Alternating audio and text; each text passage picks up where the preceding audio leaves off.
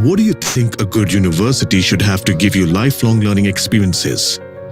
That's a good question. A good university should have worldwide recognition program, innovative pedagogy and interdisciplinary teaching approach, best-in-class faculties with industry exposure, modern state-of-the-art infrastructure, advanced lab facilities, and wide industrial exposure for outstanding placements.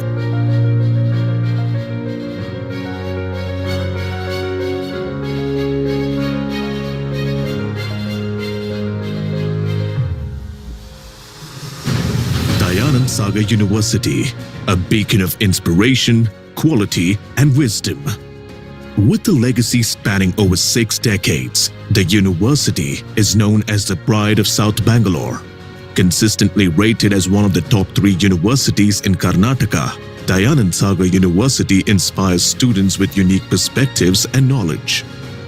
And now, to inspire thousands more, the university expands its in-demand programs to the Kudlu Gate City Innovation Campus. Equipped with world-class infrastructure, industry-driven innovation laboratories, on-campus medical facilities, and multifaceted faculties, creating a whole new world of possibilities for the brilliant minds in the heart of Bangalore city. The best thing about this campus is that it is easily accessible. It only takes 45 minutes for me to reach here from Indiranagar. Some of my friends come here from Hosur and Whitefield. DSU City Innovation Campus is so well placed that everyone in the city would love to access it. The City Innovation Campus now offers coveted programs in commerce, management, arts, design, humanities, computing applications, law, and basic and applied sciences to help students explore the unexplored and discover new possibilities. This part of the city has always been missing a prestigious campus with these courses, but now with DSU, this will be solved. DSU is the synonym of trust. The university employs industry experts and easily attracts national and international collaborations. Due to its proximity to the IT hub of Bangalore, DSU is a hotbed for placements and industrial exposure, and also the preferred places for companies to set up the incubation centers. Experiential learning or practical learning is right at the forefront of things when it comes to student activities. The relaxed and cohesive environment attained through an engaging, innovative, and industry-aligned curriculum, a technology-driven campus, and innovation laboratories ingrain confidence in students to grab exceptional career opportunities, exemplifying the university's position as a premium university in placements. In summary, Dayanand Sagar University offers facilities for the overall development, and I request the students to come and explore the opportunities. DSU persuades us to aim big and to live dreams, and dreams are the most powerful energy. The values instilled at DSU will stay with us forever, and this is how I discovered my career should be. Come, be a part of this journey to etch the bright future of the next generation.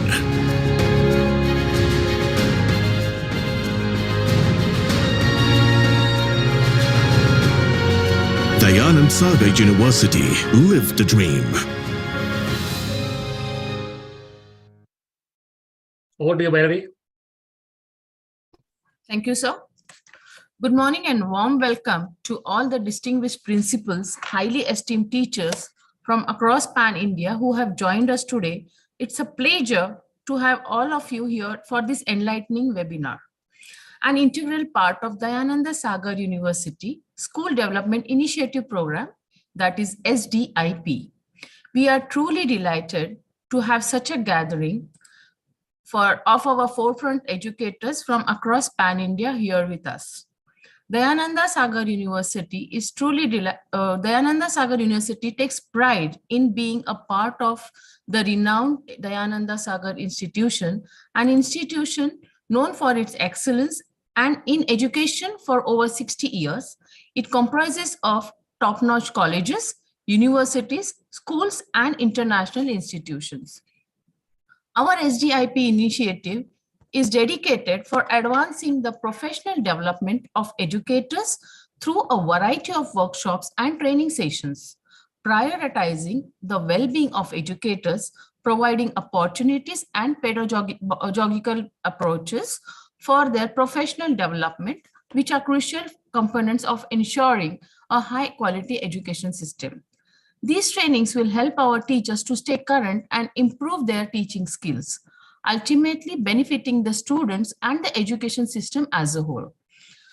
Teachers who embody kindness, share responsibility, accept diversity, foster individual instruction, and encourage creativity and actions are more likely to create a positive and memorable educational experience.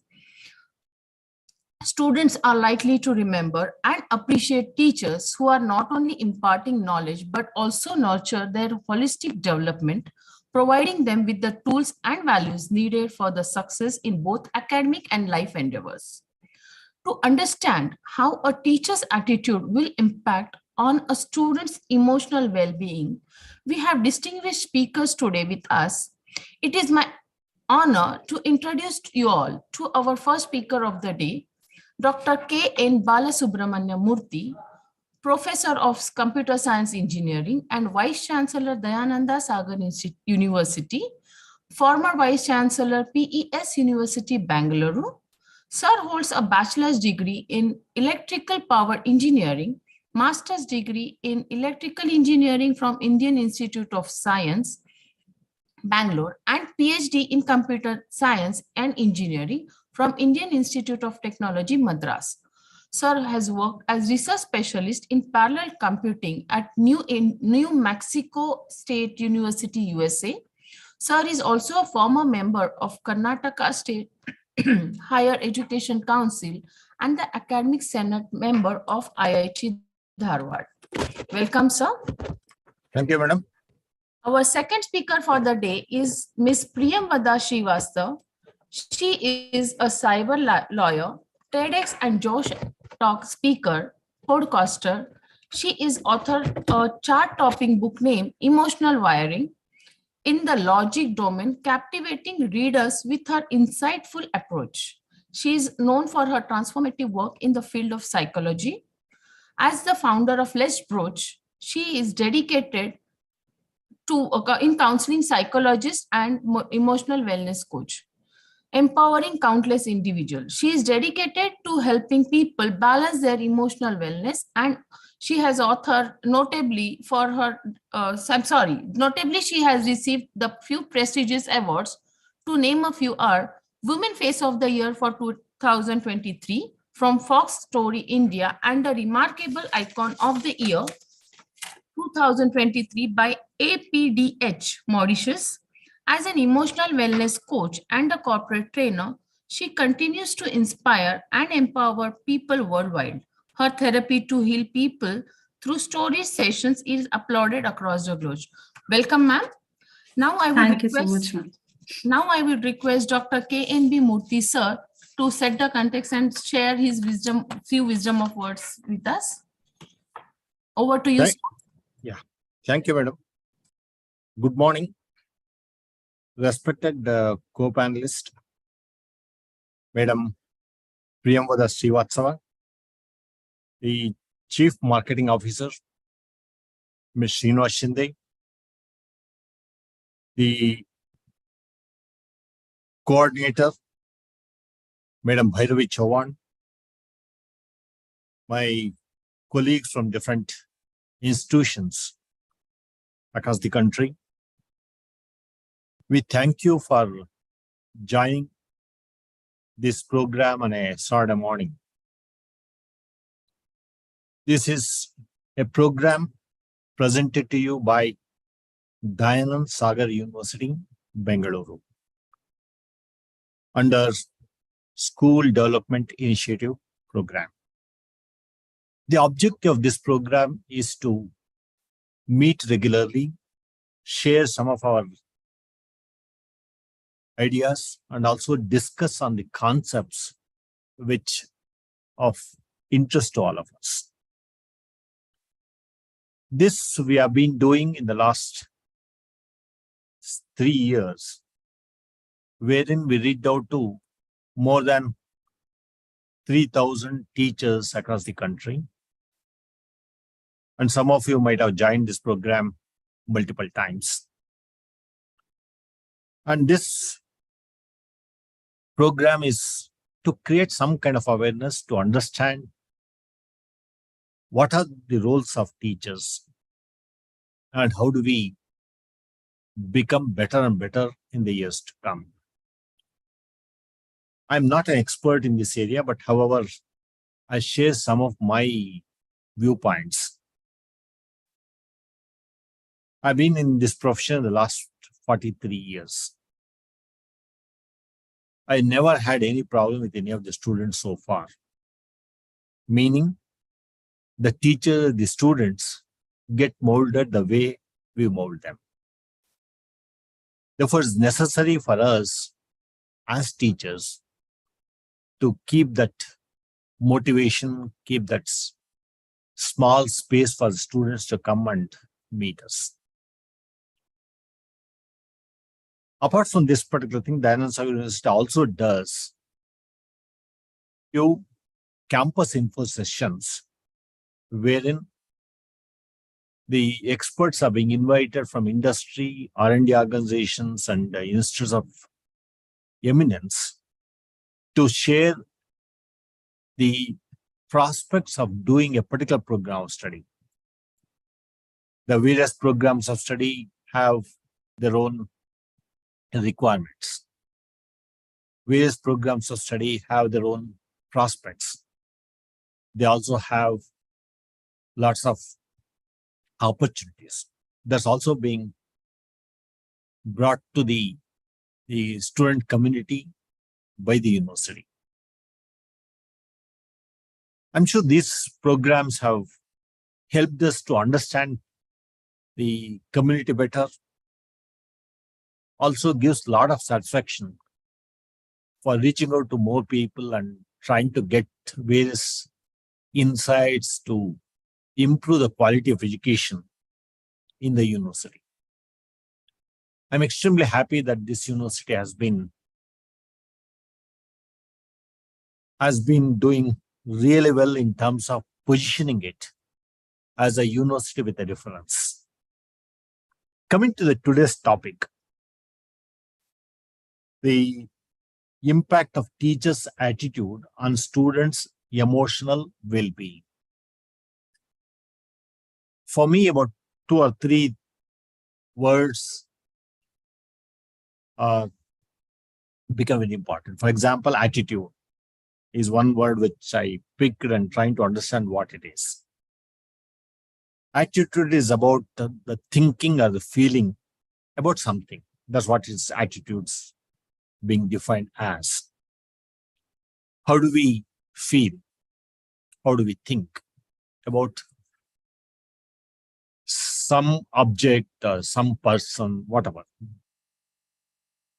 Second word that caught my attention was emotion. Emotion is again a feeling derived from one's circumstances, mood, and relationships. Therefore, both are related. The attitude and the emotion are related. Therefore, it's necessary for us to understand this in the right context. I'm extremely happy that the organizers have chosen the right topic, also invited the right expert to interact with us, to tell us more about how do we build that attitude which will help the emotional well-being of our students. This also makes me to think a little bit, understand what world talks about it. Particularly, I was extremely happy to go through the work of William Deresiewicz. He is an expert and a literary critic and also taught at various universities. He has written 2 books on the education curve, where Excellent Sheep is the name of the book. The other one is Consequences,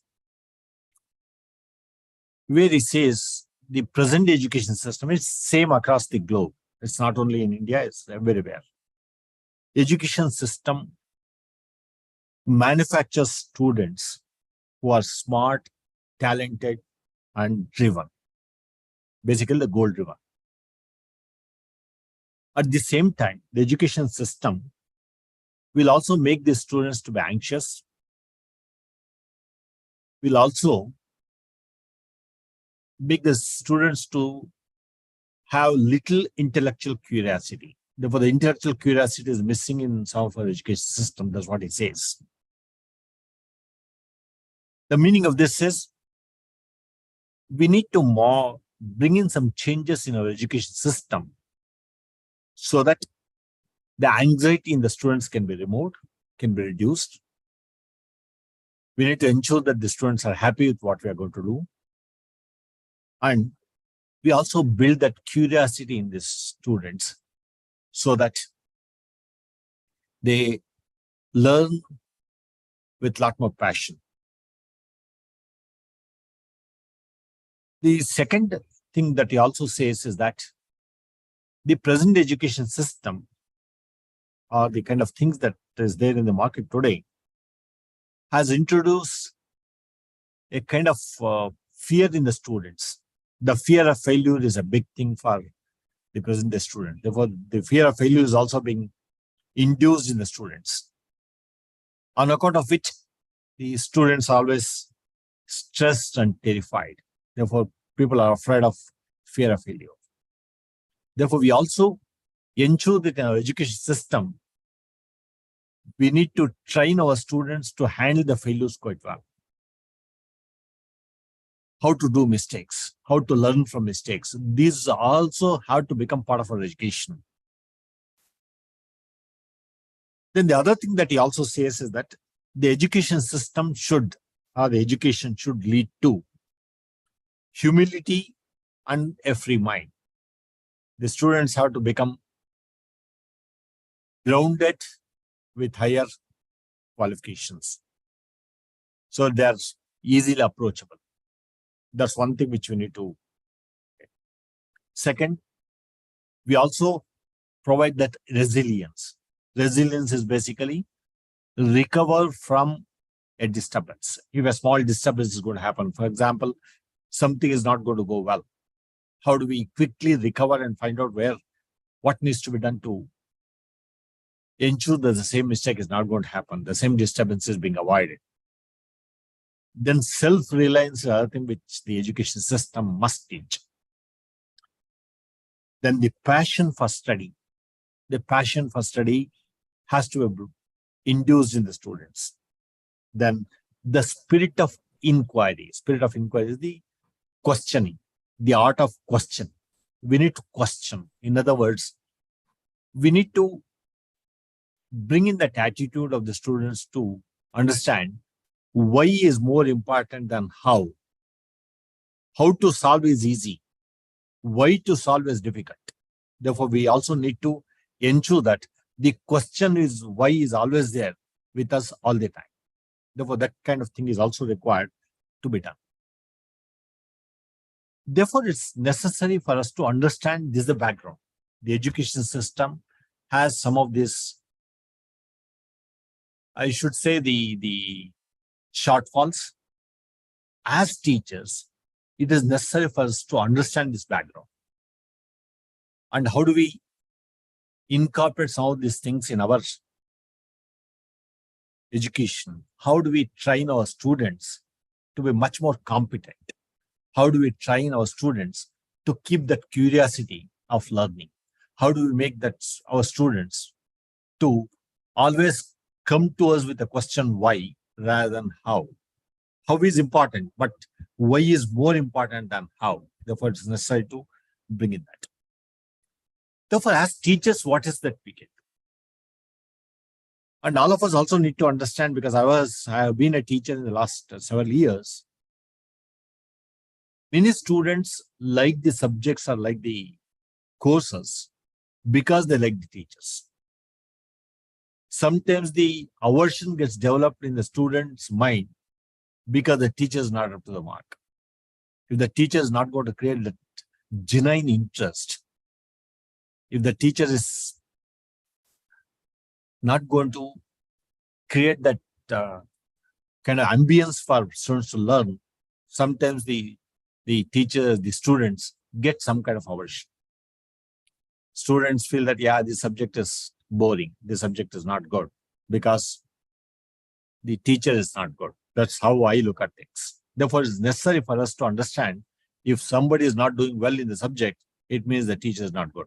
That's how I consider myself. If a student fails in a course, in a subject, I always think this is my failure rather than the student's failure, because I should have looked into these things while teaching that course. While teaching in a class, I need to find out which student has understood the subject quite well. I need to also assess where is the student finding some difficulty. Immediately, I need to call the student and find out whether the student is able to follow. If he's not able to follow, I think possibly we need to talk to that particular student, bring in that small confidence in them and tell them you can do things. I think that makes a huge difference. Therefore, that is exactly what the teachers have to do. Teachers have to tell the student that it's possible. You can do it. You can is very, very important. Therefore, the attitude of the teacher, in other words, the kind of feeling that you're going to give it to your students is very, very important. Then the other thing that I also would request the teachers to understand is that some of the students would have taken you as the role model. They would say, I have to become like my teacher. Knowingly or unknowingly, without anybody's permission, they would take somebody as their role models. Therefore, it's necessary for us to ensure we do all things right. We also need to ensure that that small space, that small comfort has to be given to the students to talk to you, understand your viewpoints, and ensure that the student observes the right perspective of a particular thing. Therefore, the teachers have to be extremely cautious in ensuring that anything they do is going to affect the emotional well-being of the student. That's what all of us need to understand. That's exactly the topic here. It's also being said the teachers are to good communicators. Means there should not be any communication gap at all. Meaning, what you say is what is understood. That's how we need to ensure. Second, teachers have to be knowledgeable. Means we need to do a lot of study to understand the concepts, to understand the topics quite clearly. The other thing that teachers have to have is they must be enthusiastic. When the teacher is not enthusiastic, I don't think the students are going to be enthusiastic in the class or enthusiastic anytime. The teachers need to be patient. A lot of patience must be there with the teachers. If you don't have patience, I think you may not be a good fit for becoming a teacher. You cannot lose your temper at all. You have to have infinite patience because all kinds of students are there. You need to talk to each one of them, motivate each one of them. Then the teachers have to be disciplined because all these things is the attitude, speaks what it of the teachers. They need to be disciplined, means you need to come on time. You need to have the right kind of approach to things. The next characteristic a teacher needs to have is the teacher must be approachable. Without any fear, the student should come and ask you the questions. At least in my tenure as Vice Chancellor, I've ensured that the students can walk into my office anytime. I will ensure that these students talk to me. They can come and tell me whatever they want. They say something needs to be changed. They can walk in and say, this particular rule seems to be not good. Can you look at that? I like those kinds of things because whenever they come and talk to us, the majority of their doubts get cleared and they're also very happy. Therefore, the teachers are to be approachable. The last is professional. You need to be extremely professional. Professional, basically one of the important characteristics of professional, you need to believe in research. You must acquire new knowledge every time. Students always come to you that you are the person who knows everything in the world. Because for them, you are the role model. They always think that my teacher knows everything. My teacher is the best. Therefore, we need to understand these are the kind of requirements from the students. The small push from your end, from the teacher's end, will make a huge difference in the life of the students. I have seen some of my students getting transformed from nowhere to a position which they are doing extremely well to. I'm really proud that they're doing much better than me. I'm always happy when my students do things which I couldn't do in my life. Therefore, it's necessary for us to take pride in their achievements. And the other thing that the characteristic also need to be, especially this related topic, a good teacher is one who is going to pay equal attention for low performers and high performers. Quite often we have a tendency to say that the low performer is not good, the high performer is really good. I think we should never ever say that. I was just in an informal discussion with my co-panelists. I was saying the same thing, where I mentioned that the day we start feeling that everybody has the same abilities, same capabilities, then we start believing that we can do everything. The low performers, high performers, we need to find out why that performance has gone down. We need to go deep into the subject and find out what bothers a particular student, why that performance is not up to the mark. If you start looking into these things, I'm sure you're going to do a great job by transforming a low performer to a high performer. The other thing also is that we always have the tendency to challenge our students. We need to challenge our students with difficult questions, difficult problems, difficult puzzles. Most importantly, we need to approach this with very high expectations by providing high motivation. High motivation must be there and high expectations are going to be there. Then I'm going to challenge my students as well. I need to tell my student that you are second to none. You are the best. But this problem is also has these kinds of things. Start thinking in the right direction. Start approaching the solution in the right way. Any gaps in between, I need to fill those gaps. Tell them you missed out this point here. Rather than the final answer, I would look at the approach taken by the student. That's important for me. I'm not looking at the final answer. I look at the approach taken by the student. If the approach is right, I'm sure the thinking is fine. Such students can do really well. The other thing that also all of us need to remember is that we must teach all these concepts, everything, whether it's science, maths, or anything that's going to be done historically.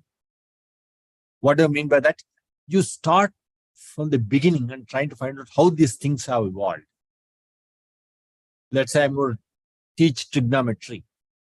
Before teaching trigonometry, I need to find out why this trigonometry came into existence. Why tensor calculus came into existence. What was the background? Why did this concept of a math came in? What is the difference from one to the other? You need to understand everything has evolved from some point. If you start teaching it historically, then they start connecting the dots. Once they start connecting the dots, they make a good sense of the topic. If it's necessary for us to understand the things in the right perspective, in the right historical context. The last thing of the role of a teacher is the teacher must be in a position to spot the talent, also counsel them, keep counseling. What do I counsel? Counseling is basically telling them what they can do well. If there is something which is working in their mind, you need to tell them that's not the right way to think. You can think this way. Give multiple viewpoints, view graphs of a particular thing, situation. I'm sure some of these things, some of this, the attitudes of the teacher would help the emotional well-being of the students in a big way. I was just going through the psychological definition of emotion. Emotion is defined as a complex reaction pattern involving experiential, behavioral, and physiological elements. That's what it says. Therefore, everything is involved. Experiential, people need to feel it. Behavioral, basically the behaviors also matter. The body language also matters a little bit. Therefore, the emotions is a feeling or the deriving from the circumstances, deriving from the moods and the relationships. That's exactly, the relationship is going to be important. The relationship between the teacher and the student is going to be critical. I'm sure these are some of the points which I think are the points we need to keep in mind. And one thing is very clear to me as a teacher. That is, we can mold the students the way we want. It's possible to transform every student into one of the best person in the world. I think we need to put in that effort. We are all here for doing that. God has created teachers for doing this work. Let's all keep this point in mind, work for that noble cause of helping our students, positioning our students very well in the society so that they can contribute and take this society to greater heights in the years to come. And with this, I thank the organizers for giving me an opportunity to be a part of this session and also share some of my viewpoints, and wish each one of you best of luck. And you have been doing a phenomenal job. I know how tough it is. It's not going to be easy. Easy to say, but difficult to implement. I'm sure you have been doing a great job. Let's all work together, share some of our experiences with each other, and help each other ensure that the community stands to benefit from what we are going to do. Thank you. Thank you very much. Thank you for those kind words, sir. Now I would request Priyamvada ma'am to take over. And before she starts, I would request all the participants to be patient and listen to her, and whatever questions they have, kindly key into the question and answer box, which we will take up at the end of the session. Over to you, ma'am. Thank you so much, Bharvi ma'am, and a very good morning to each one of you. Before I start, I would like to thank you, Murthy sir, for his insightful take on this topic, and that was truly insightful. And knowing that he is giving that space to his students in his institution, and his doors are always open for interaction with students, that is actually sitting here, it is boosting my confidence. I am sure that the students would be blessed to be under his guidance. So thank you so much, sir. That was truly insightful. I'll quickly share my PPT so that we can start. Bharvi ma'am, please confirm if it is visible. Yes, it is visible. Yeah. Yes. So today's topic is impact of teachers' attitude on students' emotional well-being. And all of you would be teachers and principals here who will understand this better than you all. Before we begin with this subject, I just want to put one thinking question for each one of you. How many of you are carrying the memory of that one teacher who made a difference in your life? I'm 200% sure each one of you would be having and remembering and keeping that memory safe or treasured in your heart, be it that negative impact or positive impact. That scoldings, that numbers in the mark sheet must be still, even if they're faded, must be still alive in your memory. And those praises, those appreciations would be equally cherished by you, isn't it? So we all have that beautiful memories in our heart. So I'll share one small story with you. Okay, so after 10th, I changed my school and went to a new school. And that was completely new environment for me because I was very comfortable, very well known, very popular in that past school of mine. And when I went to a new school, I was not confident if they would be knowing what skills I had. I was not confident if I would get the same warmth from the teachers, because studying in a school for 12 years and then changing your coming out of your comfort zone was very difficult for me. But that school welcomed me with open arms. They actually praised me for each and every skill I got an opportunity to show. I had a teacher who actually patted my back and told me that you are a wonderful speaker. Why don't you represent the school for a district level debate competition? I said, okay, you think that I can do that? She had more faith and confidence in me than me myself, and she pushed me into it. I went for that debate competition. I won at the district level. Then I got the opportunity to represent my district in the state level competition. That was just one pat on my back and a push by that teacher, that today I'm an international speaker. I have been invited for a TED Talk. I had been invited for Josh Talk. I have authored my own book. I have my own organization.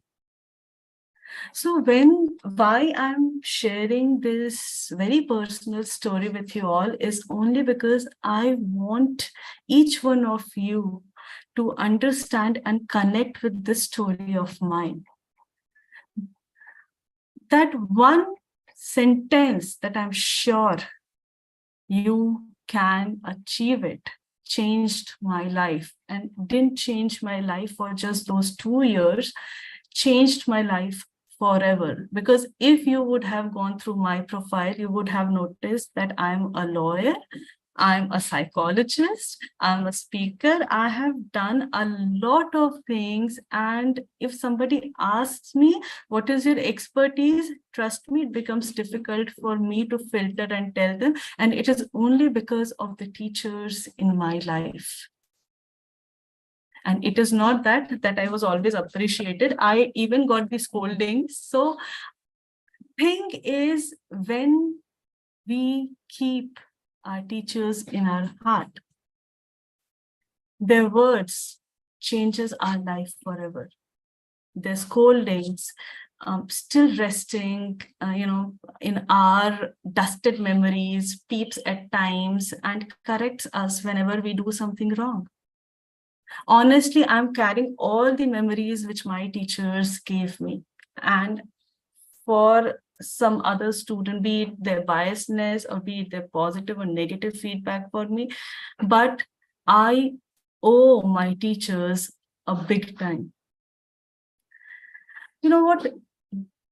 These memories were nothing but the impact of my teachers' attitudes on my well-being, which actually shaped me. So when they say that a child's upbringing is completely a parent's responsibility, I'm sorry, but I deny to this, because after our parents, if we spend the majority time of our life, it is only with our teachers, who are our role models, who change us, who impact us, who actually nourish us, who provide us that fertilizer to bloom into good and, shelter giving or shade giving trees.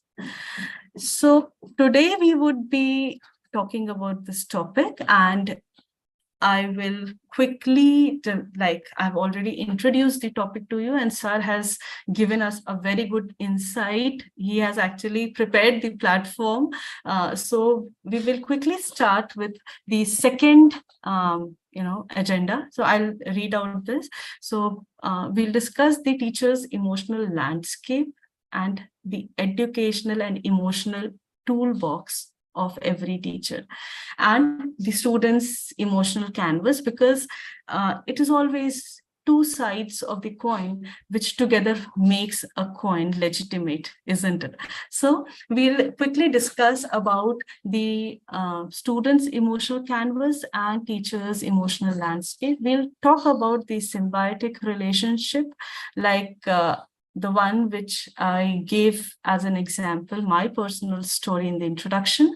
So we'll discuss about the symbiotic relationship, how it affects. Then we'll address the challenges and how, as a teacher, as a principal, as that guiding light in a student's life, you can recognize these signs. We'll talk about that.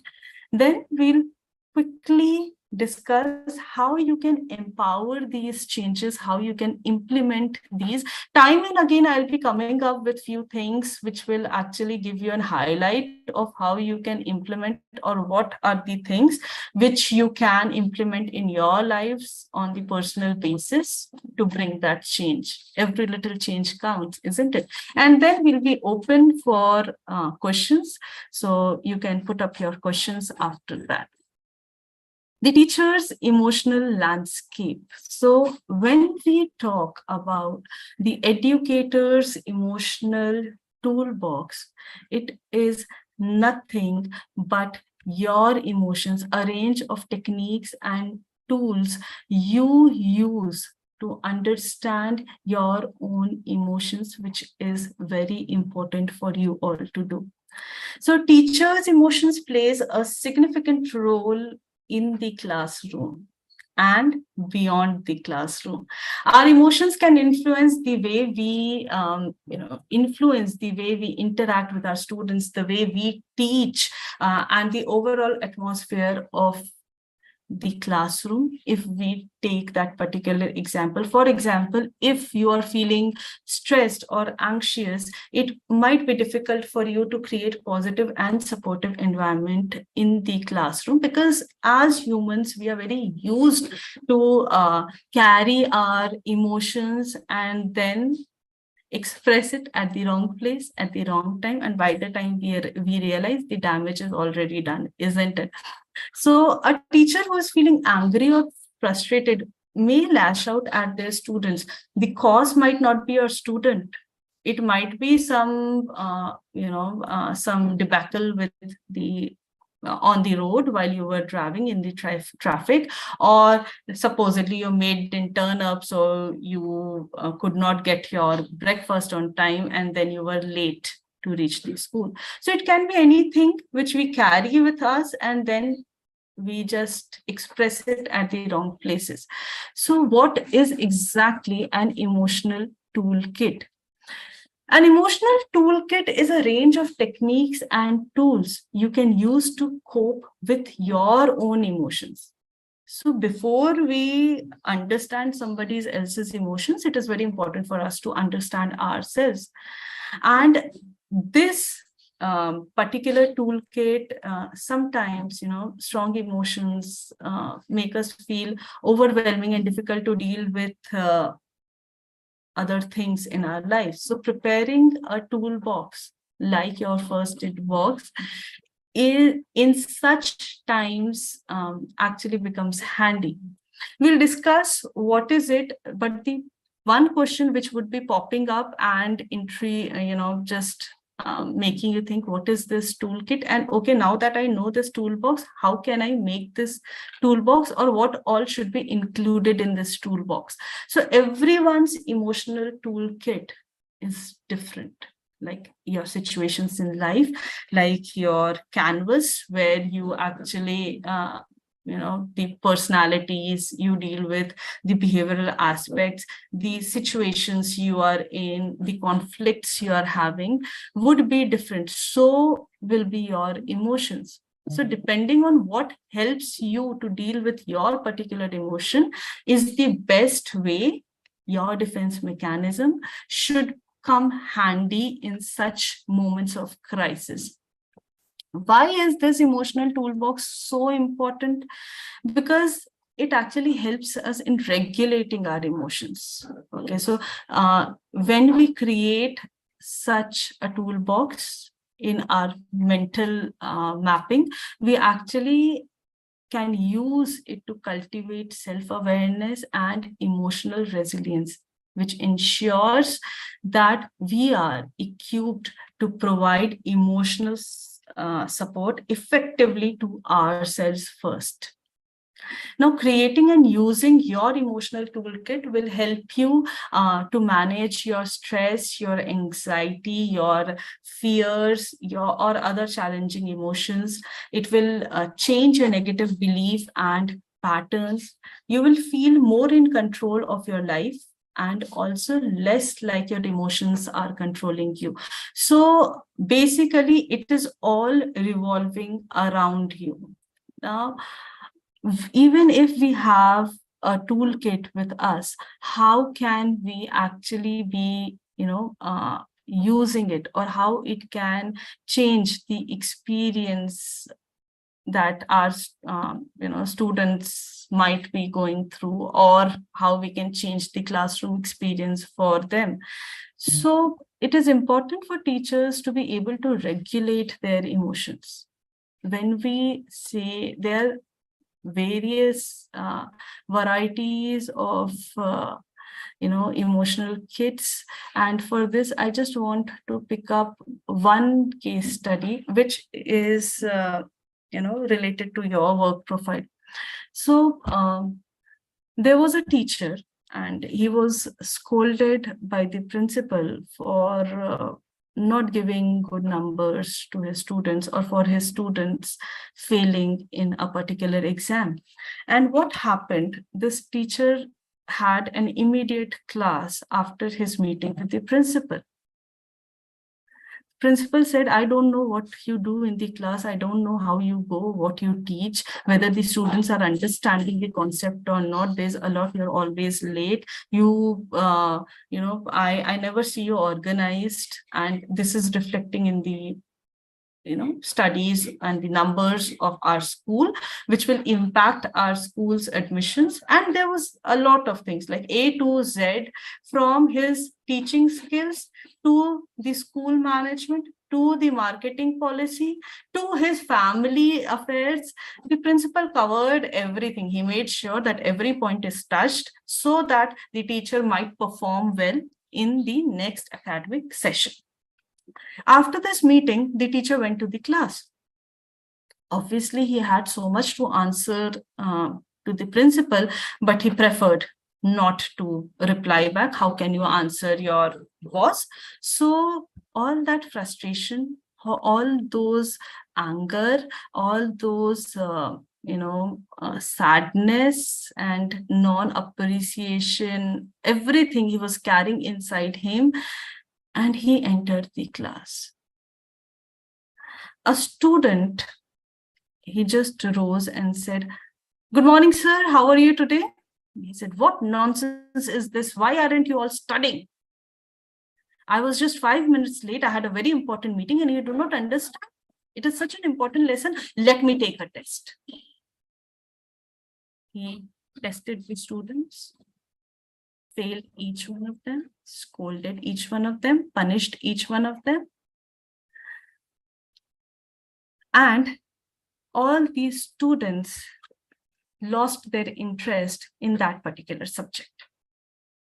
So what I'm trying to convey to you, what happened, the teacher was already carrying a baggage of emotions to the class, and which wasn't related actually with the new batch of students. It was the earlier performers who could not perform.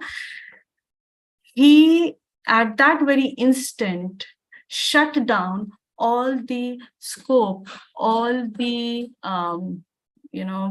possibilities of the students of this batch performing well, because he was rude, he was too bossy, he was too angry, he was too upset. He did not even finish the chapter. I don't know what concept he had taught, how many students had learned. Everything vanished in that moment. All the students of that class lost the interest in that particular subject. And the result was this academic session as well. Nobody in his class performed well. If this teacher was able to manage his emotions, if he was able to regulate his emotions, if he was able to accessorize his emotions or emotional toolbox at that moment, he could have been handling it in a better way. So how teachers can regulate their emotions? You can regulate your emotions by accepting that, okay, this has happened. I am actually experiencing negative emotions right now. By acknowledging this emotion, okay, it happened because of this reason, because I could not answer my boss back, because I was unable to perform, whatever the reasons might be, figure it down. By acknowledging, you're actually, saying a yes, giving a stamp, putting a stamp to your thought process, and then take action. Like if you're angry, if you want to settle down, take 5 minutes, calm down, process yourself, organize yourself, recollect your energies, and then enter a class. If this particular teacher would have done all this, he could have actually changed the whole scenario. So what he needed here was mindfulness. If I say deep breathing, he could have just rested and took some deep breath, and he could have been able to channelize his energy in a better way. Positive self-talk, that helps always in all these circumstances. Because usually when we are experiencing negative emotions, we instantly start negative self-talks, be it blaming somebody else for our performance or blaming ourselves, whatever it is always negative. So you need to push yourself to start positive self-talk, and then even if you're unable to handle, look for social support instantly, like some colleague whom you can trust, or your family member with whom we are in the era of digital, peakness. We can connect with somebody who can calm us, who can listen to us for 2 minutes, and then we can enter or do whatever we want to. So in this way, this teacher would have particularly changed the whole scenario in his favor, and the students would also have enjoyed it. Second is understanding the students' emotional canvas, which is very important. You cannot play the game all by your own self. It is a collaborative effort. So the students' emotional canvas can be understood first by mapping your students' emotions. You would be saying, oh, how can I map somebody's emotions whom I'm seeing for the very first time. And this ma'am is sounding so impractical. She doesn't know this is Google era. They are smarter than us. Whatever techniques we have, they have already read it, or they come up with stupid questions. They are glued to their phones. Attending to these emotional needs of your students means eliminating serious roadblocks to educational engagement.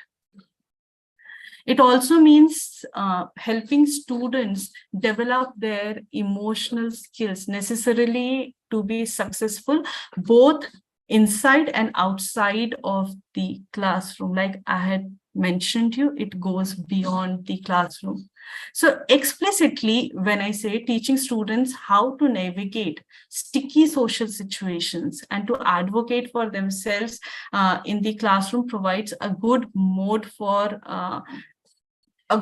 to them for future salary negotiations or effective in-personal communications. It is easy for us as educators to complain, that parents or society is not teaching appropriate manners. The students, that particular student's family is such that they are not paying attention, or he is not getting the environment. If he is not getting the environment in those 8 hours which he is spending with his family, please provide him that environment in those 6 hours which he or she is spending in school or with you as a teacher. You can always change the way you are looking at things and the way somebody else is experiencing that particular thing in your presence. So as a young teacher, I'll share another case with you all. As a young teacher thrust into a room of some surly 11th grade students. Okay, so Rajiv sir, this teacher was named Rajiv sir. Rajiv sir actually struggled to simultaneously teach his students, manage the classroom, and fully respect and respond appropriately. So what he did, there was an incident which occurred with him, during his class, that a student was not agreeing to follow the instructions or the formula which he had given them or which he was teaching them. And instead of following what he was teaching them, this particular student started arguing with Rajiv sir. And Rajiv sir, being Rajiv sir, he was, comparatively young, and he was himself struggling how to provide that kind of environment to the students. So he stood on his ground, attempting to convey a message to the class. By doing so, he inadvertently, what he did was, while attempting to convey a message to the class, he actually dampened the spirit of this particular student. And by dampening the spirit of this particular student, he actually dampened the spirit of the whole class. And to eradicate any motivation he or many of the other boys had for the subjects he taught, he even believed that the incident impacted the way students related to one another, which then actively they started not listening to each other. And what he was struggling with actually rose up.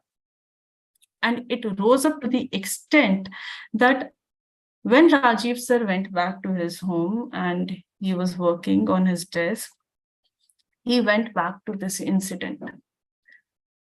And he realized that if he could have enacted or responded in a different manner, the whole class would have enjoyed and learned this particular topic in a much better, in a much scientific, and in a much welcoming approach. So what he did, he found a solution to this. And what he found was a 4-step apology. He went to the class next day and he told them that, first I need to say sorry to the way I spoke to a few of you the other day. He addressed his students by name.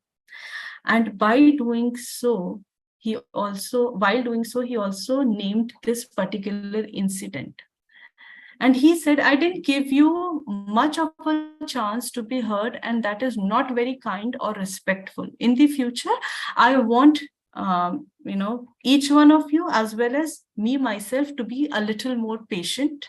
And I will try to enact this on a religious basis. Will you be able to forgive me? The boys were embarrassed by the attention they got from the teacher. They were embarrassed by the attention and by the name taking. But anyways, they nodded to Rajiv sir. Then another student in the class simply raised her hand and said, Sir, I also want to ask and apologize to one of my friends, and made amends with a classmate she had argued with earlier in this week.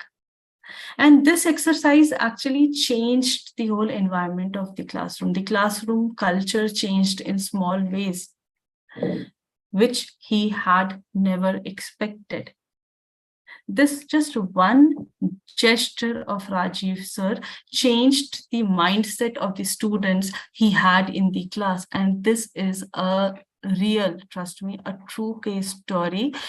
I have not named Rajiv sir by his true name, but it is a true story, and students are actually so very well connected with sir that they are still in touch. They're doing well, and every Teachers' Day, they call him and tell him that one practical learning which they had in the class that day has actually changed their vision, how to accept things, how to take things, and how to just accept their mistakes and ask for forgiveness and show gratitude to the rest of the world.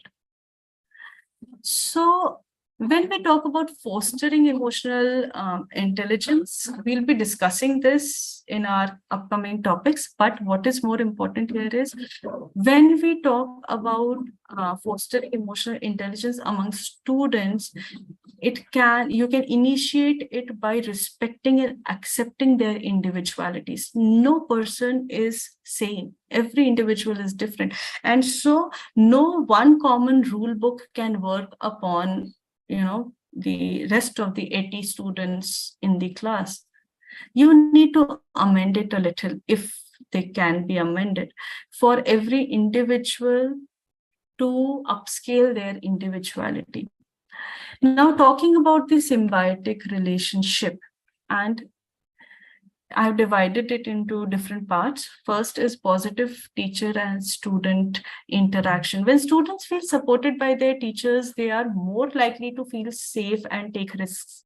And when they take risks, by taking risks, they ask questions. Like Murthy sir mentioned, any student can enter in his room anytime, whenever they want to, and talk to him about anything regarding their studies, be it the university. So similarly, when students feel supported by their teachers, they're more likely to feel safe. And when you feel safe, you open up, you share your ideas. This creates a classroom environment. This creates a school environment where everyone is valued and respected, and where learning can thrive.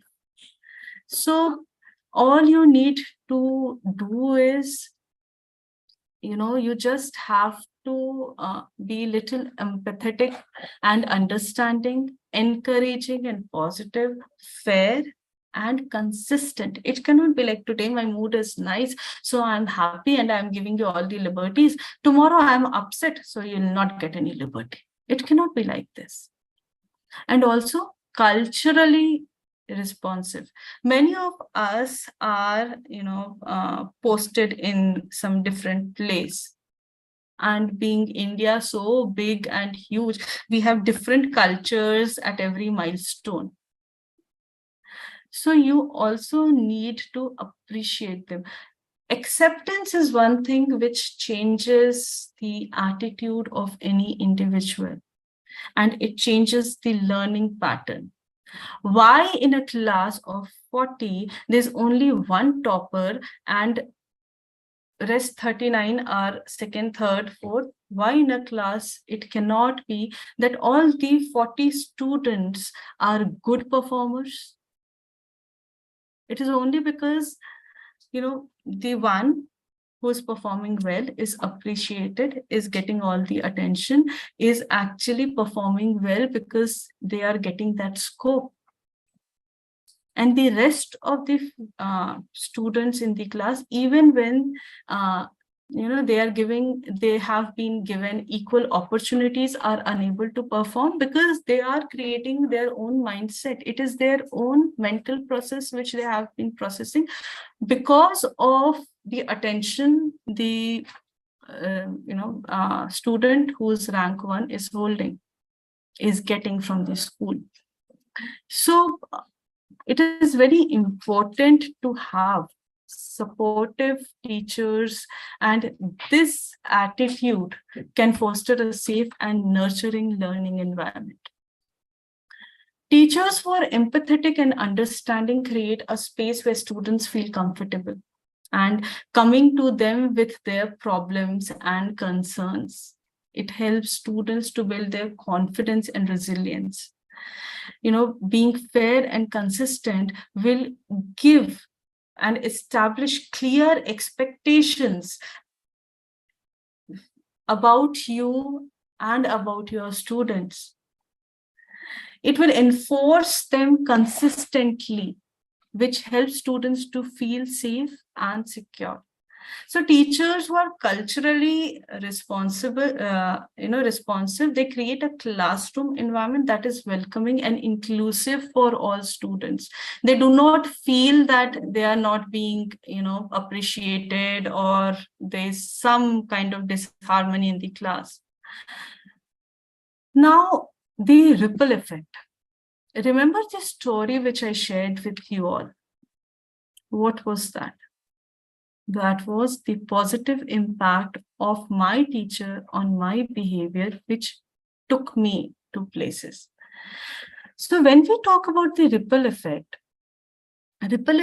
is basically the positive impact of a teacher-student relationship that extends beyond the classroom, and it has a deeper impact. It is not just related with our numbers or the 2 years of span or that particular time which we spent with our teacher. It is the impression of that teacher, the learnings from that teacher stays with us forever. So basically, it focuses on the holistic development of any student. So students who have positive relations with their teachers are more likely to graduate from to graduate with good numbers. They are more likely to have to get employment and earn a higher income because they have that confidence in themselves which had been just given to them, gifted to them by their teachers and with their supports. So they are likely to be engaged in their communication and to volunteer their time to help and support others. They show more respect to others and they feel more connected on personal basis with each individual because they have seen that kindness. And each one of you will agree to me when I say we learn more than doing things practically. We learn more from visual learning than getting the preachings, isn't it? So it is the same thing, and this is nothing but the ripple effect. That one statement of my teacher, which actually is taking me to places, is the ripple effect which I had experienced in my school. And it is just one small part. It might not even take more than 30 seconds of yours but trust me, it will stay with your student throughout their lives. So you would be thinking, okay, fine, this is the ripple effect, but how to implement this and how we can bring these changes? So you can bring these changes through some psychological tools in your students. And how you can implement these psychological tools, because I have been saying this again and again, that a teacher plays a vital role in the lives of their students. They have the power to help students to reach their full potential and to make a positive impact, not just at their school level, but also on the world. Create a safe and inclusive environment for your student. This means establishing clear expectations, which I had mentioned earlier, about behavior, and also it shows to your students that you care about them and that you are there to support them irrespective of what. Unless they'll get this confidence, they'll never open up, they'll not show their full potential. Know your students individually. I know it might be difficult to spend time with each and every student of yours, but you can know them by just observing their behavior patterns. If you have enough time, you can sit 5 minutes or ask your student to spend 5 minutes in their leisure time with you, so that you can understand them and help them in processing their thought processes. While you're doing all this, it is very important to be a good listener, because as teachers, as speakers, it is very easy for us to jump and put our things on the platter and serve it to the other person. But many a times, it is just that the other person, be it your student or your colleague, just wants to share their things. All they want is, if somebody could have time to listen to me. They might not want your advices or suggestions. So be a good listener, and after they complete, then only start telling them or start guiding them. I'll give you 2 activities which you can start doing in your classes from Monday onwards. Trust me, you'll see the difference in just 7 days.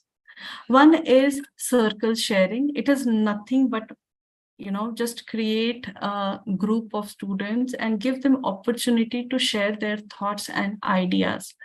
Give them a topic if they are indecisive, like what to talk about, how to tell this to my student, how to share it.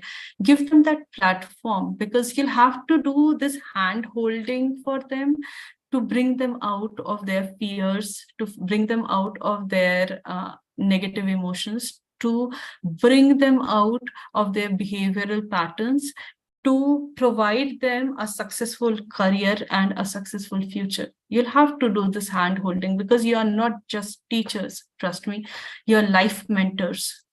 You have a much bigger role than what the world sees. It is not just 6 hours which you are giving to any student. It is your whole life which you have dedicated to students. So in this process of building up the future, you actually need to read and go through the present. And you can go through the present only when the present opens up to you. How will they open up to you? Circle sharing. Create a group, like I said, and then ask them to share their thoughts. If they are unable to share their thoughts, give them a particular topic and do not judge them on whatever they say. Second is social emotional learning, which is also called the SEL activities, and you can help students to develop self-awareness through this, self-management, social awareness, relationship skills, responsible decision-making skills. You can give them practical activities to be done or projects to be implemented. So there is a school here where I stay, and the school, I was surprised to see that every student in the class had got different project on different topics, and they had to prepare that project on an audio visual platform. So by doing this, what the school is doing, giving different topics to students. Each students actually broke the monotony in the class. Everybody was excited to hear and see what the other person has got and what the other person has prepared. Second thing, by asking them to prepare an audio-visual presentation, actually engaged both kind of students, one who learned from visual medium and second who learned from audio medium. So both patterns, both kind of students were engaged throughout the activity. And every student got different topics. So every student, if there were 40 students in that class, each student learned 40 different topics in one day. Isn't it beautiful? And what was it? Nothing. Just the teacher or the school had to work upon finding 40 different topics for 40 different students. The rest, it was students' job. So these small learning activities will actually bring changes. You can actually pick up one subject, give them different subtopics from that subject to every student, and you'll be surprised to see you'll finish the course in 1 week. So few things, minimum changes can actually make or break our way pattern, our things which we do. Now, how you can address these challenges and nurture positivity? It is very important for you to recognize the signs of emotional strains which your students might be carrying. How you can actually understand or observe it by noticing if there is any irrational behavior pattern, if the student is behaving weirdly, or this is not supposed, or he or she doesn't look like of that particular cult, but still, he is trying to push himself in that particular pattern. It is a sign of emotional strain. Second, mood swings. Today, the student is very fine. The next day, they're zoning out, they're lost, they're upset, they're screaming, they're angry, they're frustrated. You'll have to keep a keen eye on each one of them. And third, their academic performance. There are, experiences where in standard 10th, the student was a topper of the whole school. And in standard 11th, suddenly the student's performance dipped down. From being a 95% plus scorer, he became a 59% scorer. Why it happened? These are all signs of emotional strains. These are all red flags which you need to understand and which you need to, just learn and start working upon it. How to identify and assess students dealing with emotional difficulties. So you have to be patient and understanding when you are actually, listening to somebody or observing somebody. Do not be judgmental, because as human, it is very tempting for us to judge a person on their behavior patterns. We'll go down to their history, to their future. History, oh, his family would be having the same story, and future, he won't be able to perform or do anything. Do not be judgmental. Please don't do that. Even if you're not communicating to the student, do not let that thought come to you yourself, because then you'll become biased.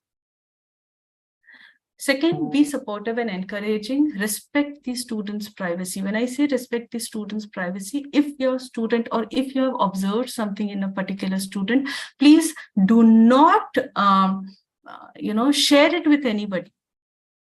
It is something very personal. If you want to work upon it, if you want to help that particular student, have one-to-one interaction with the student. Even if he or she might be, 3 decades junior to you, but as an individual, as a human, they have this right to maintain their privacy. And as a teacher, it is your responsibility to respect that privacy. Focus on resilience building and collaborate with other professionals. If you find that you are unable to manage this is something beyond your understanding, but you're noticing the red flags and you want actually to help that student, please seek out for school counselors. If you do not have counselors in school, talk to your principal, talk to the parents, talk to the peer of that student, and refer him or her to, particular professionals who are experts in their field and who can help your students. How we can empower these changes? You would be thinking, okay, she talked about so many changes. How we can empower this? We can actually empower this by learning about emotional well-being. It is not just, as I've said, you need to focus upon the long-term effects as a teacher on your students' life. Their academic achievements, students who have positive teacher-student relationship are more likely to perform well. Okay, their social and emotional development, students who have supportive teachers are more likely to have strong social and emotional skills. Then they don't have to filter and go through the rigorous process of finding out what should be there in their toolbox, because they would be knowing, they would have learned it from you how they can manage their emotions. Second, future success. Students who have positive teachers to relationship are more likely to develop are more likely to be successful in their future. They have better identification of their coping mechanism, because it is again very important as individuals to identify our coping mechanism. We all have different coping mechanism because we all have different situations and we all have different ways to handle with our own emotions and influence other emotions. So your impact will actually help them in identifying their coping mechanisms. And last but not the least, it is collaborative effort. So it is never alone. When we say, that as a teacher, you need to encourage your students' mental and emotional wellness, or you need to support their future, you need to actually create a culture for them. It is also that the educational institutions should advocate for nurturing positive teacher-students relationship, and they should also provide such environment. So you cannot work alone. Yes, you can work alone on individual level, but you want to create a bigger impact, it has to be on institutional levels. So basically, once you learn about these things, you are actually able to manage and handle them in a better way. And then only you will be able to empower change in their attitudes. So that was all about little bit about me, who I am. I hope, first of all, this session gave you some insight and actually gave you some ideas which you can implement on your individual level, and which you can pass it to generations to have positive teacher and student relationships. Because one thing which stays with us forever is our good and bad memories. And these memories only shape us and make us what we are and what we become. So about me, I'm Priyamvada Srivastava, and I'm the founder of Let's Broach. I'm a counseling psychologist. I'm also a registered cyber lawyer with the Bar Council of India. I have been invited to TEDx and Josh Talk as speaker. I have my podcast. I've authored my own book, which is named Emotional Wiring. And each one of you should read. It is a collection of short stories. The first story is about teacher and student relationship, what the students carried with them even when they passed out from school.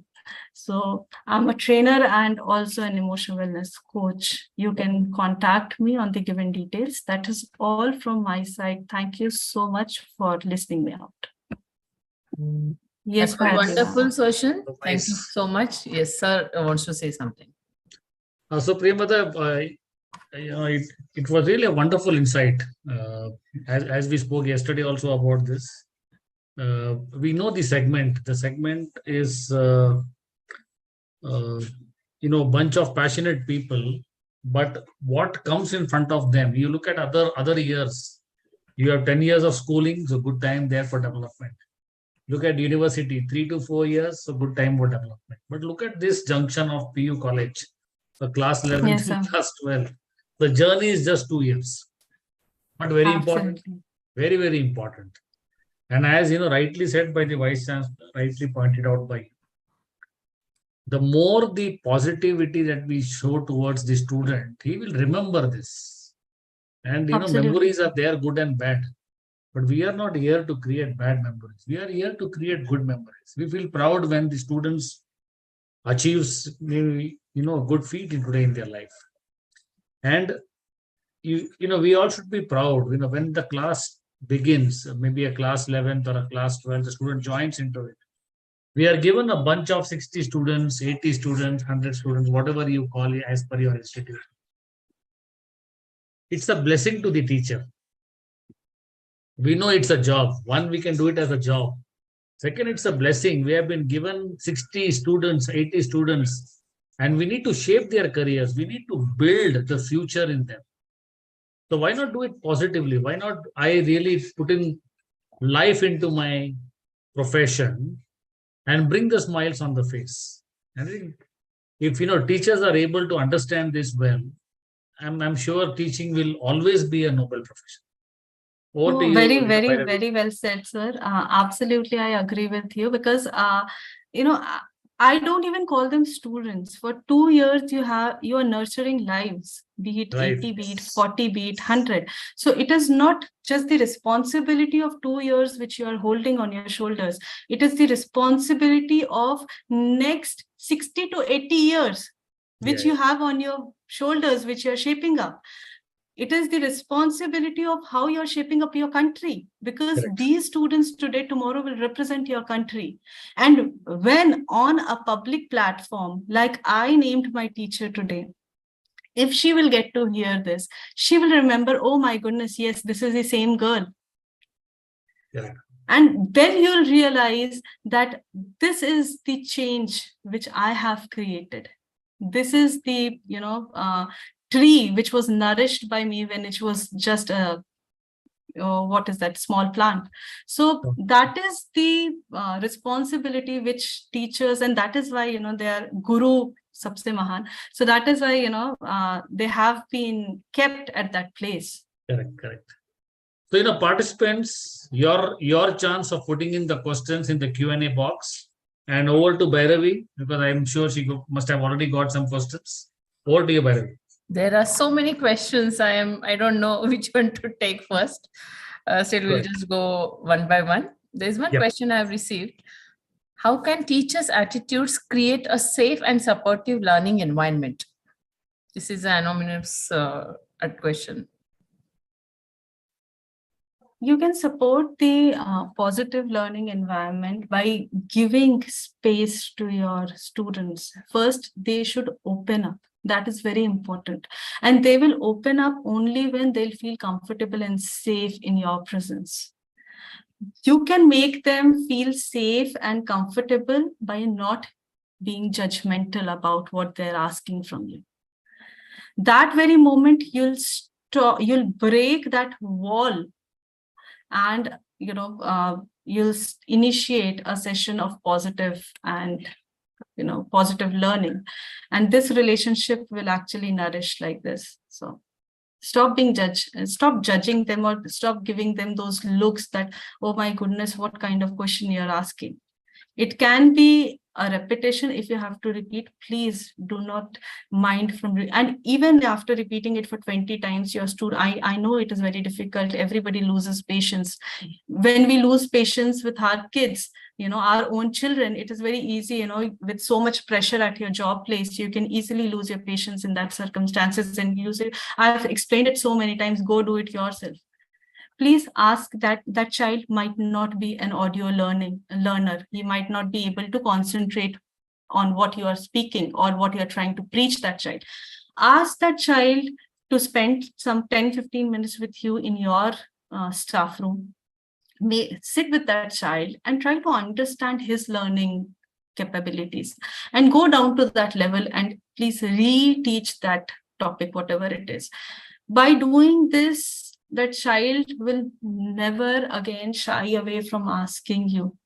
And you will also know what kind of students are there in your class so that you can implement all possible techniques in that particular 40 minutes which you get for every subject.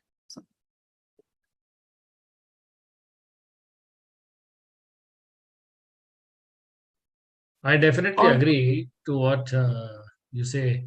In fact, in the schedule that the teachers have, they need to also put it in the timetable that these are the times where I'm going to call in the students whom I found different in the class and probably spend that 2 minutes appreciating, not because they have done something good, but because you want them to do something. And try to give those inputs in a positive way, though we know their deficiencies. We know they were not concentrating. We know they were not listening. There are two ways to it. You call, you shout, and then, next time onwards, he'll be more shy or he will not even listen or he'll be absent. Sir, everybody closes up. Even if I ask you something and you just give me, oh my, Acha, she has written so many, labels in front of her name and she is unable to understand the simple thing. It might be simple for you, but it might be completely different subject for me. So everybody just closes down. And in that age, we also need to understand that they're going through a lot. They're not even adults, but they want to become adults. With so much exposure, thanks to Corona, every child is having their own devices. Correct. So with so much exposure and such less understanding, they want to behave like adults. Absolutely. So if it is very difficult, I know it is very difficult, but we need to understand their mental state as well. So by doing this, every teacher, I'm sure, and this idea is actually nice. Every school should have that, 0 period or 40 minutes of period where teachers can call individuals in their staff rooms and spend time with them. Got it. One question I would like to ask, which has come from the teacher called Rupali Bhavsar. As teachers, should we analyze a child's family and economic health before considering by the way, you just moved that question. 1 second. I was reading it. Oh, it is there, sir. As teachers, should we analyze a child's family and economic health before considering their case studies?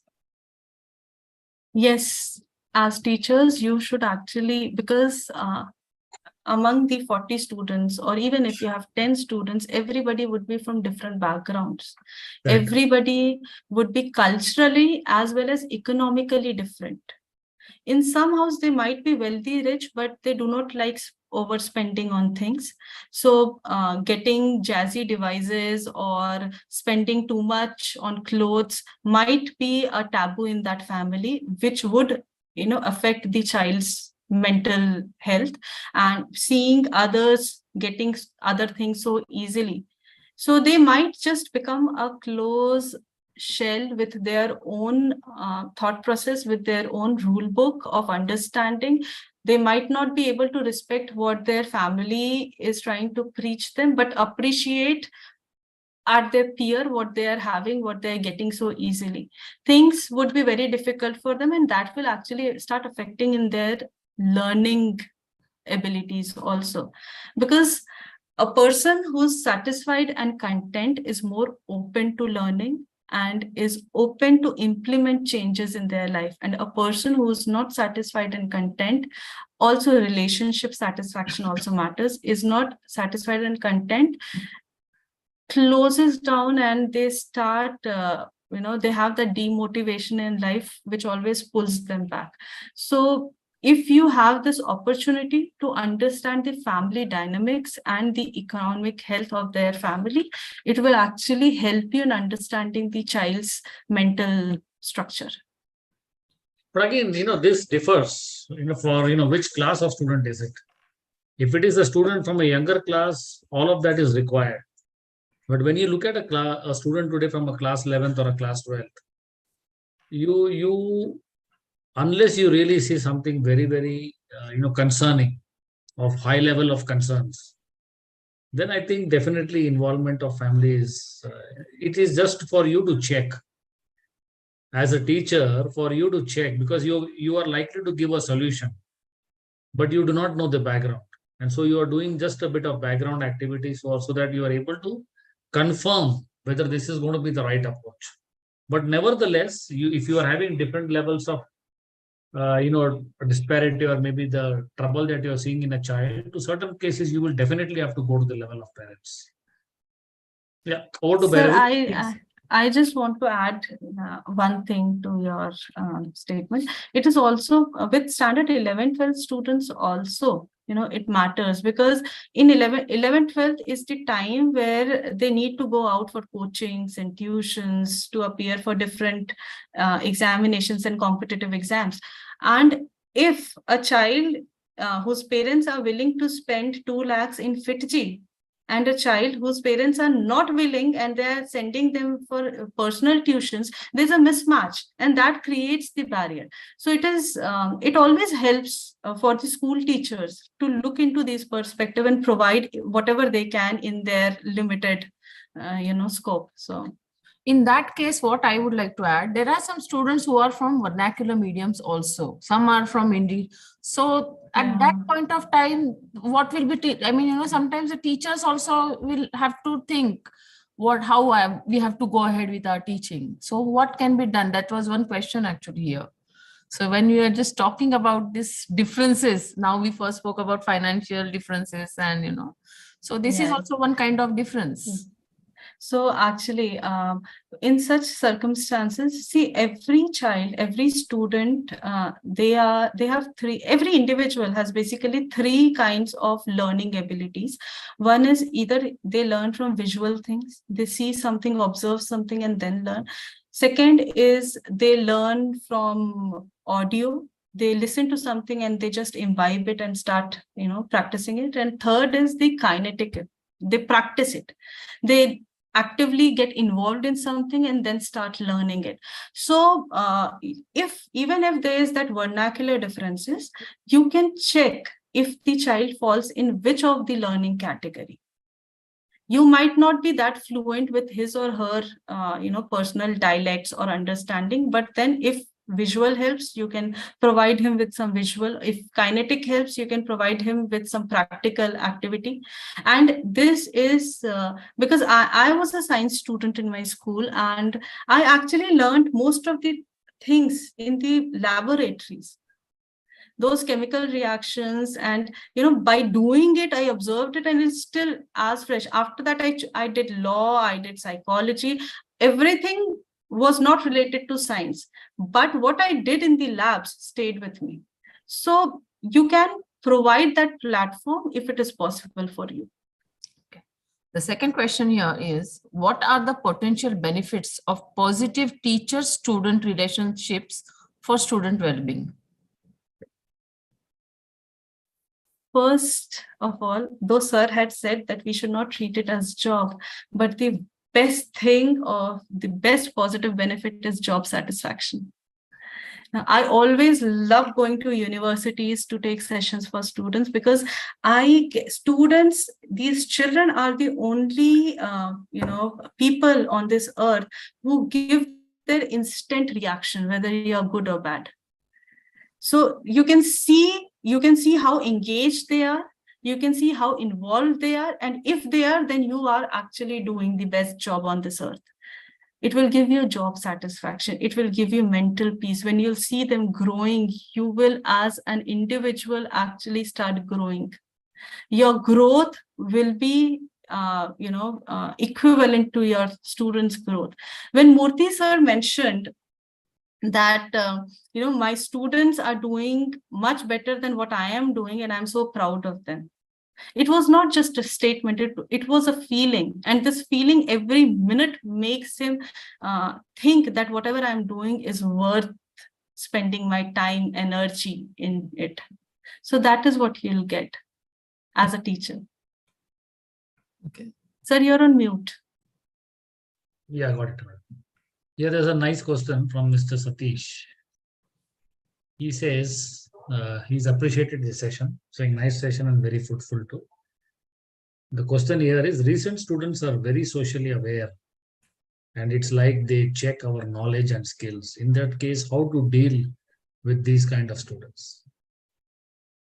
Sir, I'll give you one personal example of this. I have also taught in a law college for 3 years, and every night I used to prepare my notes till 4 a.m. in the morning. And my husband was like, he always told me that you are more petrified than your students.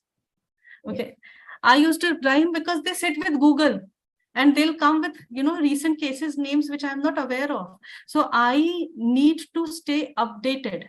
Your student actually, these days, what I've seen, not just in children or, these teenagers or 11, 12 students, it is with every individual. Everybody first judge you, they test you. And when they are satisfied, then they stop testing you. As a counselor, when people come to me, I know that the first session would be my exam. So the day you'll accept it, that they are socially aware and they will test me, you will be prepared for it. So you just need to accept that, in this Google era, everything is easily available for it. And I might not be knowing everything. So the moment I'm not aware, there's no harm in asking for time. Give me a day, I'll get back to you on this. This way, you're not saying that you will not answer them. The day you'll say, I'll not answer you, would go against you. But the day you'll ask for time, it is perfectly fine. So one thing is the answers, say, for example, today when you're teaching in a class and when a teacher comes prepared, teacher also knows that the answer is aware to the student. But what matters today, the difference between two teachers is the art of explaining, the art of storytelling to explain the concept, so that it fits into their mind. And this is something which no Google can teach. Absolutely. No Google can teach. And this is where the teacher has to be unique, especially for students who are there in class 11th and class 12th. When you take up the topic, it is much that the student must have already got it in his FITGI class or in his personal tuitions. He must have already got it. And most of the teachers in the PU colleges know it, that 60% of the students have already finished this chapter long back. But that's okay. I need not put that into my understanding that the students know. I need to still come prepared saying that the students don't know. And I have an art of explaining it. And that art is going to be your enthusiasm. That art is going to be your passion on how you make it in a very simplified manner to the student. Absolutely. And that is something that he will remember about the teachers. Or do you? Yes. Another question here is, how can teachers' attitude influence students' motivation to learn? How can teachers' attitude? Sorry, ma'am. How can a teacher's attitude influence students' motivation to learn? Okay. So we all are thirsty for appreciation, isn't it? Be it our job profile, be it our family. If we are homemakers, then also we like everybody to compliment us with every unique dish which we prepare. Even the regular meal, as a wife, I want my husband to appreciate me every day so that I can get fuel and refuel to keep on working and keep on doing things. So that is the push. All of us are appreciation thirsty, and that appreciation doesn't mean that it has to be empty appreciation. If your student has thought something unique, if your student has expressed something in a way where others were not able to express it much beautifully, whatever it is, even for small little things, if you compliment them, if you appreciate them, be it their practical file maintenance, or why small kids get motivated by stars. You need to find out what works for your student, appreciate them, and you will see the change in them as individuals. Very true. The next question here is, what are the potential negative consequences of negative teacher-student relationships for student well-being? Earlier we did was positive, now it has come for negative. So I have another personal story. Wherever I go, even as a college student, in my freshers party, I did not dance. Okay, so whoever asked me to, and my mother is a Kathak dancer, my daughter is a Kathak dancer. So I'm the only generation who cannot dance. I have 2 left feet, and the credit goes to my teacher. This is that ripple effect, which we had talked in the psychological aspects. That ripple effect, because I was tall in my school, and whatever moves I made, my dance teacher used to, say, oh, you are not in the synchrony, you're not able to do that. So I was always very conscious about how I'm dancing. And that one sentence that if you'll not dance properly, we'll replace you with another child. Okay, though I danced on the stage, but I was very scared that I'm not able to dance. After that, I believe after standard 6th, I never performed and I never danced, be it my personal parties or my, school or college functions, even reunions, even till date. Even it was my brother's wedding, I couldn't dance. So that is that negative impact which I am carrying. And I believe each one of us would be having that one thing in our memory lane, which was against you and which stopped you from doing something. As when we were talking, I had mentioned to sir that you are not handling students, you're handling lives. You're not handling these 2 years, you're handling their rest 60, 70, 80 years. So this is what I'm carrying. This is the negative impact which I'm carrying for rest of my life. I would have been 11 years when I was in standard 6, and today I am 38. So since then, it is there with me, and I think till I'll die, it will stay with me. So this is that negative impact which actually stays with every individual. So please be cautious of what you speak, where you stop them. Thank you so much for that. The one last question. What are some strategies that teachers can use to develop positive attitudes and relationships with their student? Showcase them these things. Your practical behavior will actually help them in understanding what they have to behave, how they have to behave, what they have to learn, how they have to explain. How good storyteller they can become is only by listening to you and learning from you how good you are in your skill. You might be toppers or scholarship holders in your subject, but if your students are unable to grasp what you want them to, I'm sorry, but it is a failure for you.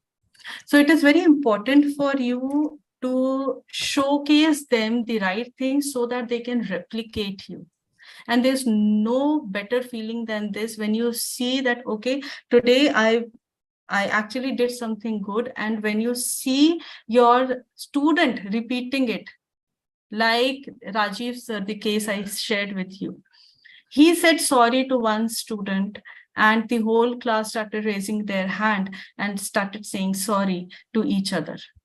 So this is that, implementation, and this is how they can learn. It is if you'll say, do not behave like this, they'll definitely behave like this. But if you will not behave like this, they'll see you one day, they'll see you 2 days, they'll see you for a month, and they'll stop behaving like that. Stop nagging, stop repeating, just implement what you want them to implement in their lives. Wonderful. Anything more? No, sir. That's all with the questions. Great, wonderful. So, Priyamvadu ma'am, thank you so much for your lovely session. And, a big thanks to all the participants. Though being a holiday today at the university, the entire team of the admissions office of Dayanand Sagar University is up. And it really gives a lot of motivation to all of us here to be present on a holiday, but to continue with our promise of providing better and better sessions every week. Your presence really makes the activity to be taken to the next. That's Absolutely. what we expect, and we would like to thank Bhairavi for this wonderful introduction that she has given to Priyambadu ma'am, and we have this session today. Stay tuned with us. We will, of course, we will share with you the participation certificates to all of you, but there's something very interesting coming in the second week of November. And very, very interesting topic. If you all remember, if anybody is there who's attended the previous sessions, we had one session from Dr. Vikram Prabhu. And he had spoken about on this topic of depression. He's a practicing doctor at our Sagar hospitals, very, very senior in age, but a wonderful orator, wonderful orator. His session when we had done, we had more than 800 people attending that session. And many of them were still live when we were doing it through Facebook Live. So we are coming up with this session, and Bhairavi will be sharing in the email when this session is going to happen from Dr. Vikram Prabhu. And topic is also very interesting. Probably maybe Bhairavi could talk about what the topic is going to be. Okay. Now, since we are dealing with students of 11 and 12 who are in their adolescence, and we know the pressure along with teachers, the students are having from teachers are, they want good results, the family want good results, the students have their, they have a set of their future, like what they want to do. So there is a lot of pressure. And when they are not able to take this pressure, what do they end up with? Some drastic steps, which are life-threatening. They just go ahead in that mental stage that now I cannot do it. I'm just giving up, and then they end up their life. We do not want that. This is in context to what we saw at our quota factory. Yes, yes. We saw that it had moved from 18 to 22 in terms of suicide. And we felt very bad. I said, what is this? In fact, one of my team members visited Kota, and we happened to meet some of the professors over there. Forget the students, the professors were also stressed out. When we happened to meet some of them saying, sir, ये क्या हो रहा है कोटा में? Sir, हमारी जिंदगी भी वैसी ही है. और सर, आपकी जिंदगी छोड़िए, आप उनकी जिंदगी देखिए. You are here to make their lives. And we felt that, we need to incorporate some strict rules when it comes to this pressure-related years, where there has to be something called as breakout. There has to be a time given for breakouts. We cannot put them into a pressure cooker. We are not a pressure cooker. We are human beings. We have to. We are human beings. Why are we creating so much of pressure amongst the students? We need to tell them to cool down. We need to tell them it will happen. Everybody has a level to understand. I, as a good teacher, I'm going to make sure that you all are going to be your best. And let's motivate them. So, suicide tendencies is a very, very critical and very, very sensitive topic. And this is something which is going to be one of our flagship programs in November. Await for the mails from our cluster people via Ms. Bhairavi. And we are sure you're going to enjoy, understand, and we're going to change this entire activity that is happening between the 11th and 12th class to reduce the pressure. What is it, Bhairavi, for the closing session? In fact, I can see many participants. They are our regular participants. I'm sure they have also liked today's session. What Priyambada ma'am has shared, such great insights she has given us. Lots of appreciation coming in the yes, Q&A lots. madam. My mails, my chat box is also getting full with the messages. Thank you so much for that, ma'am. I would like to inform all the participants that we will be sharing the e-certificates, participation certificate in coming week, but this is going to be like a long weekend till Tuesday. So by Thursday, I should be able to share the certificates with everybody. Do get in touch with us if you have any suggestions. If you want to give us any feedback, please get back to me. You have everything from our mails, our clusters are in touch with you. I am in touch with a few of you.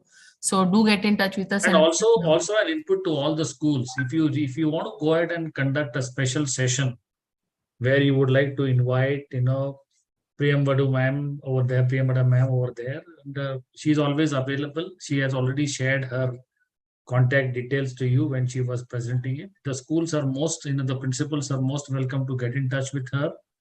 Yes. Look at whether an exclusive session can be done. Whatever has to be taken care of, please take care of it, and she'll be happy if it meets her schedules and her timings and her convenience to come down to your school if all the arrangements are made, and she can do a wonderful closed session for your school and for your school teachers, which also can be a part of the development activity from the school management.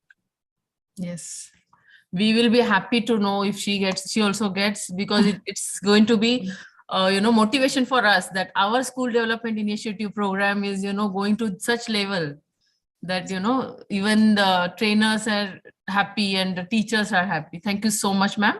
And I would like to thank VC sir also and all the participants for your valuable time. Thank you so much. Thank you so much. See you next time. Bye-bye. See you. Thanks, Bye. ma'am. Thank you. Thank you, sir.